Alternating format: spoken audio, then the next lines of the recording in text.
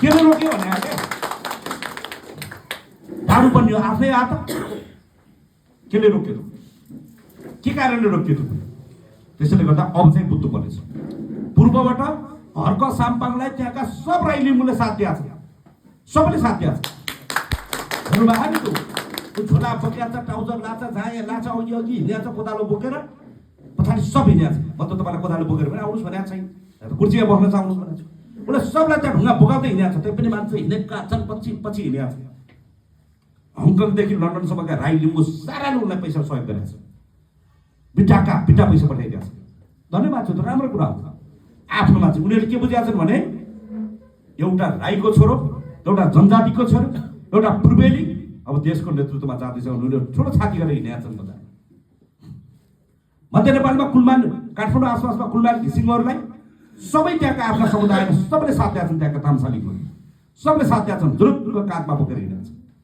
बालन शाह रवि लामी छानेवाला अहिलेको युवा पुस्ताले जुरुक्कै काँधमा बोकेर हिँडेका छन् उपेन्द्र यादवदेखि चिके राउसम्म आउँदै गर्दा मधेसले उनीहरूलाई जुरुक्क काँधमा बोकेर हिँडेको छ रेशम चौधरीलाई जेलमा पर्दै गर्दा टुहर लौरा जेलमे बा भन्दै उनीहरूले भोट माग्नु भोट हालेर जितायो एउटा थाहा हाम्रो मसिया हो भने जितायो त दलितलाई के नपुग्यो दलितले के नबुझेको अहिले पनि दलितले नबुझ्नु को त दलितको लागि लड्ने काङ्ग्रेस हो एमाले हो माओवादी हो घरमा जाउँ त सौता छ माइत सारीमा भने जस्तो दलितहरूलाई त्यो हालतमा छ कहाँ गएर रुनियो बजारमा दलित रुने ठाउँ कहाँ हो कहाँ गएर रुनियो काङ्ग्रेसको घर गएर रुने एमाले घर गएर रुने माओवादी घर गएर रुने कसले सुनिदिन्छ दलितको पिर